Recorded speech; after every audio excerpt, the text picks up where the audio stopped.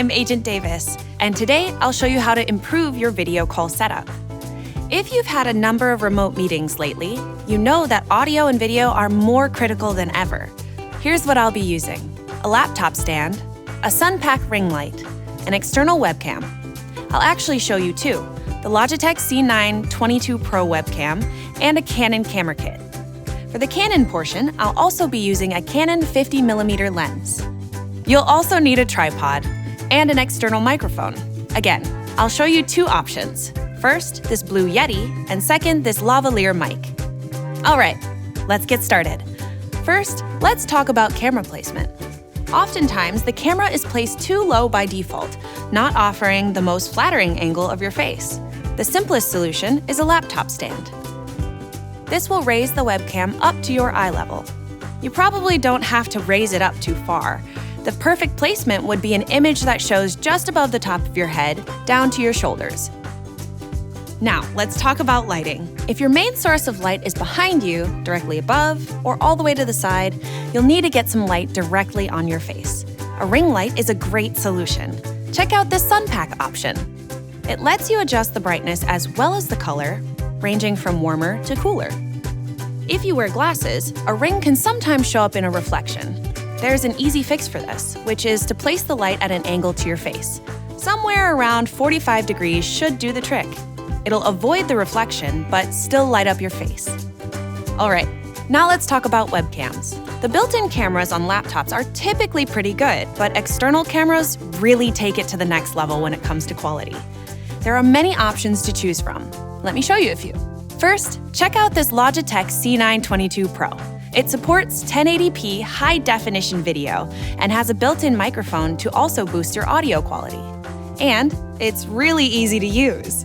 All you need to do is install the included software and connect it to your computer using the USB cable. Once the webcam's installed, go to your video call app. I'm using Zoom for this example, so the steps might be a little different in your software. Find device settings and select your new webcam. Check it out! All right, now let's take a look at another option. This one is a little more expensive and involves a few additional steps, but will give you the highest quality image because it delivers a natural blurry background called depth of field. First, make sure that your camera supports something called Clean HDMI Out. That means when your camera is connected to your laptop through an HDMI cable, the live video image doesn't show any menu or setting options.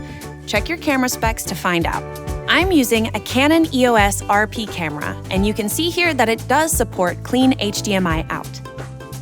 Canon also offers a webcam utility for certain cameras that you can download from their site. Using that, you can connect the camera directly to your computer, typically using the USB-C cable instead of an HDMI cable. It tells programs like Zoom that you're using a DSLR as a webcam, which means it'll likely eliminate the Clean HDMI Out step that I just showed you. It'll just do it automatically. However, today, I won't be using the webcam utility. Instead, I'll be connecting using an HDMI cable. Let me show you how to do that. First, make sure your camera is placed at the proper level, like we discussed earlier. Using a tripod is always a good idea to keep it at the right height and secure.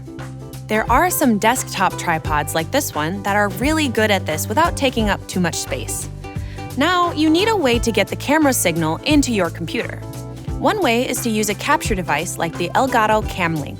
Basically, the Elgato Cam Link takes the HDMI connection and signal and feeds it into a USB 3.0 port. Just install the software on your computer and plug it into an available USB 3.0 slot.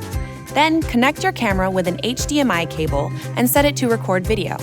Finally, go to your video call app, find the device settings, and select the Cam Link 4K. Using this method, you'll be draining your camera's battery, so you might want to consider getting a constant power source, like an AC adapter, so you don't run out of power mid-call. These typically aren't included with DSLR cameras, but Canon has put together a kit with everything you need. It includes software, a USB cable, and a power cord for your camera. So if you're using a Canon camera, like I am, this might be a great option. Now, let's talk about lenses. One thing to keep in mind is that the camera will be close to you, so try to avoid anything bulky. And I highly recommend a fast lens so you get that depth of field that we talked about earlier. Now, picking the right lens is an important but complicated topic that we won't get into here. For now, know that lenses are rated based on their speed and given a number to represent that, like 1.4, 2.8, 3.5, etc. To keep it simple, just know that the lower the number, the better the depth of field. And even though the numbers are close together, the difference is really big. For this setup, I'll be using the Canon EF 50mm with an aperture of 1.4, which is perfect for my setup. It might take some trial and error to find the one that works best. For example, if your lens is going to be closer, you might want to go with a 30 or 35mm lens. After you find the one that's right for you, and your software is recognizing it as a webcam, you should be set. Oh, and one more tip. Going back to the power issue. By default, most DSLR cameras are set to automatically turn off after a certain amount of time, even when they're plugged in. So you could be mid-call and your camera will just turn off. To avoid that, make sure you adjust the setting in the menu. If you can't completely disable the auto off feature, you might just have to wake it up now and then. For example, pressing the shutter button halfway is a great way to do that. You're making the camera think and therefore restarting the timer. I know this seems like a pain, but it's a small price to pay for outstanding image quality. All right, moving on to audio. One of the easiest ways to improve clarity is by minimizing the number of hard surfaces around you. If you don't have carpet, think about adding a rug. Curtains or textiles on the wall will also help to minimize echoes and muddy sound. Using an external microphone like this Blue Yeti is a huge improvement. It's also easy to install. Let me show you. Just plug it into a USB port and place it about 10 to 12 inches away from your mouth. There's a control knob to select the audio pattern that you prefer. For video calls, you'll probably want to use cardioid mode, so the microphone will focus on what's directly in front of it and minimize background noise. Now, open your video call app and choose it in your device settings. If speaking into a microphone is distracting or feels unnatural, you might want to consider a lavalier or lav mic, which clips right onto your shirt.